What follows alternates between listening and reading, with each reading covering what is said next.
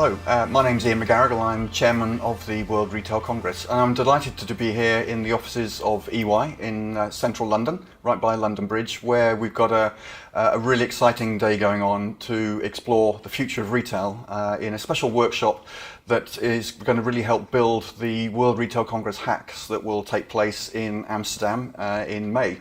And I'm joined here by Sidhom, who's the co-founder of Hackmasters, who is the network that is working with us, and Andrew Cosgrove from EY, who are really going to tell us a lot more about what's been going on today. But more importantly, if we can start with the World Retail Congress hack. Can you tell us what it's all about?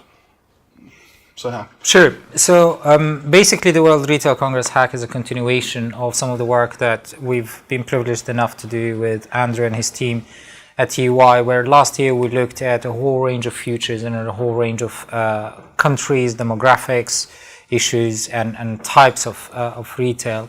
And what that has given us is a big body of knowledge that we're leveraging to look forward to what are the new models for retail. In particular, the questions that we're trying to answer are, although they might sound very big, but they're actually quite important, is what does the retailer of the future look like? What kind of business model will they have?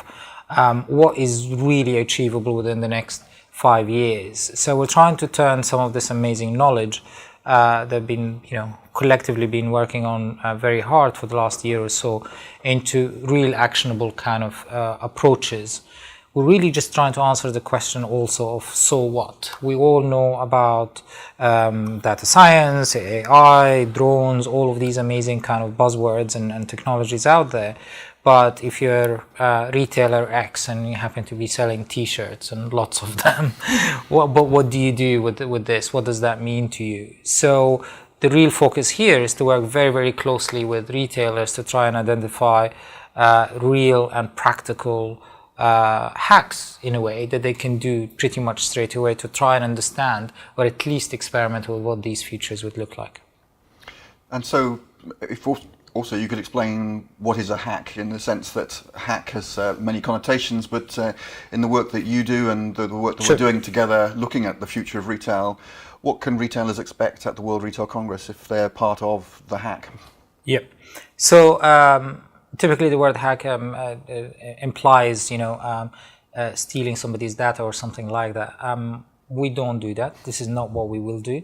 But it's more of a mindset and it's more of an approach. So the hack mindset, if you like, is to create almost an alternative reality where you say, we can do this. There is a way of changing the system. You can change things, you can build things. And quite often these might be smaller steps that you can make, but they are quite significant because they break the mold of how things could be done. And in the future of consumer hacks that we've done previously with Andrew and his team at EY, it was fascinating to see that quite a lot of the little hacks that we've created last year that we were thinking are going to be applied in the next 5 or so have already happened, right? So I think it's really interesting. Once you start doing this stuff, you will actually get traction, you'll get momentum, and more importantly, you'll get real insight because you're looking at the problem not at an abstract, high level, difficult to understand level, but you're actually looking at, if I had a bot that's doing the shopping for me, what would that look like? Where will I get the data from? Who will I speak to? Who will I negotiate with if I'm the designer of that bot? And just looking at things from that perspective as well in the WRC, we will be able to see what these solutions really are and could be, as opposed to just abstract concepts that are really high up there. That's a really interesting point, Andrew. If you're talking to retailers about the future of retail, it's very hard to get beyond the top level, almost science fiction sort of level. But you've been very involved with Hackmasters and work that you've done. I mean, what would you say to retailers about this particular project, about what they can specifically get out of thinking about the future in this way? I think what's really exciting at the moment is there's never been a better time to shop as a consumer, as a customer. As a retailer, maybe there's never been a harder time, except for the fact that tomorrow it gets even harder because the speed of change is accelerating, the sheer level of innovation that's coming, and that doesn't surprise anyone anymore. So 5 years ago, the conversation with retailers was, you have to change. Now everybody accepts the need for change. The question is, how do they change? And that's why, for me, this is such an interesting process, because this is not about creating a science fiction vision of tomorrow. It's about what it's saying, well, what are the pragmatic steps companies need to take today to allow them to transition to success tomorrow? So the work we're doing here today, this is the preparatory workshop leading into the hack. So I don't know if you could maybe both talk through the process, what we'll expect by the end of today, and how does that feed into what will take place in Amsterdam. So Shaer and I have been in different rooms today so far. Today we are creating two scenarios. In the room I'm in, we're discussing, well, what's the future of a retailer as a curator? The role of the retailer beyond just selling things. Shaer, your room is about retail as a platform, what that means. So this morning, we took a combination of retailers, so people who really understand their businesses, from apparel, from electronics, from grocery, and challenging them in conjunction with futurists. All right, what has surprised you in the last 5 years? What do you expect in the next 5 years? This afternoon, we're taking that platform and we're going to be identifying what are the real key questions that a successful retailer tomorrow needs to address. Then in Amsterdam at the World Retail Congress, we will hack those questions. We will run the process to really understand what is the answer to that question. What are those pragmatic steps? So a retailer attending the hack in Amsterdam, what can they expect from that day, and what's the outputs, would you say, from being part of the WRC hack? Well, honestly, I think what we would genuinely try and get to is to give the retailers something that they can truly invest in. So, or at least identify the areas where they can make some pretty important strategic bets. Because everybody talks about data, for example, and analytics and AI and stuff like that.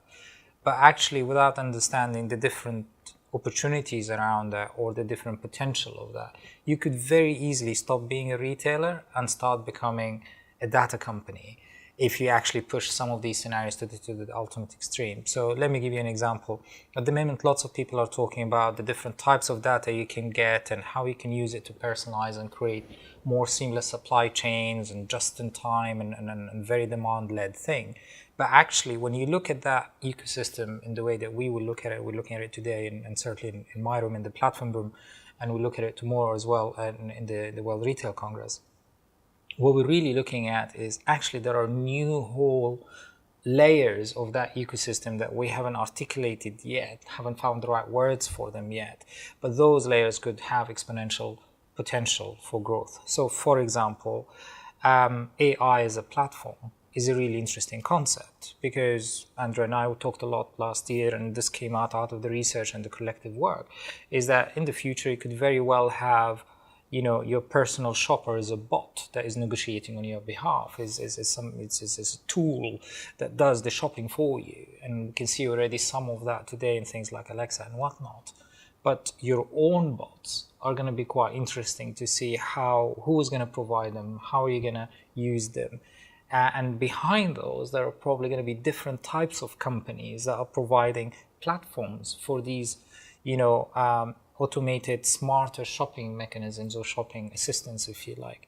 So who owns the AI as a platform? Who's thinking about that? Who's investing in that? That's just an example of the sort of thing that we will look at. And it might not necessarily be your classic retailers or the classic digital, so-called e-commerce kind of platforms.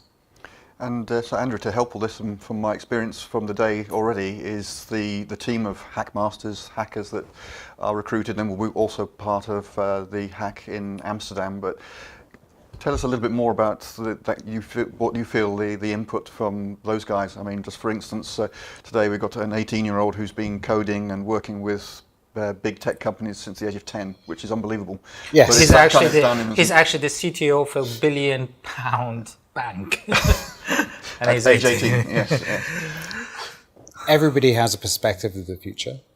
This process fundamentally is about challenging that perspective.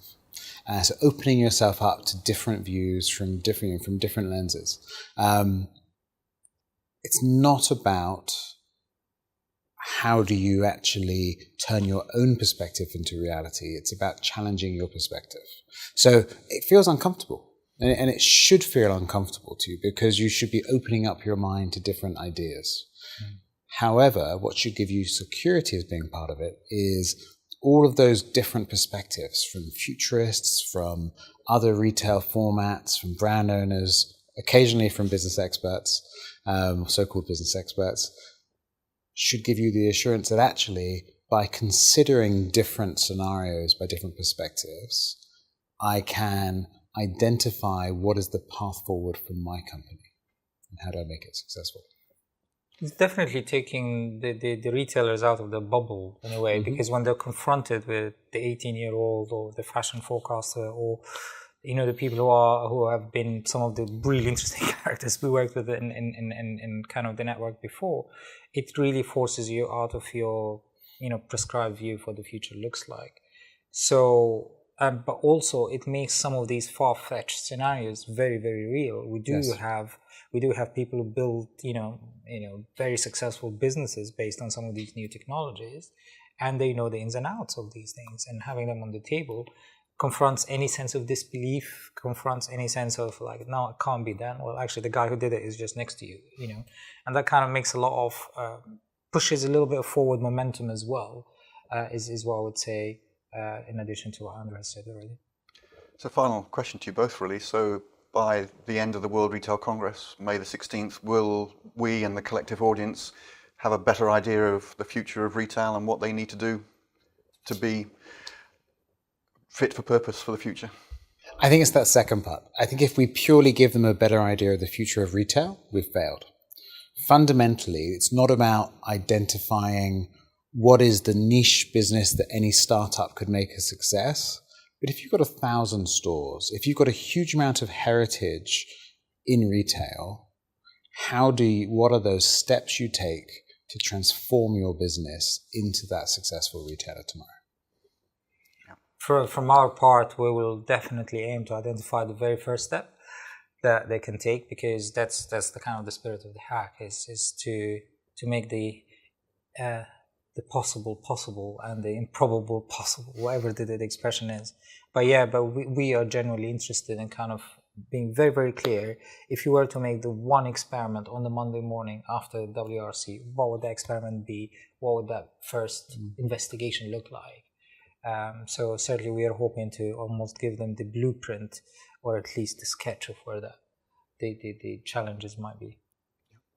Well, Shaer and Andrew, thank you very much, and good luck with the rest of the afternoon. Already from today, it's proving to be a really exciting new addition to the World Retail Congress that really will give everyone a better idea of not just the future, but what they can do in their businesses, and really practically take that back and really help the whole of the retail industry. So please contact us to find out more if you want to be part of the World Retail Congress Hack, to look at the future of retail and what it means for you as a retail business. And once again, thank you to Shaer and Andrew. Thank you very much.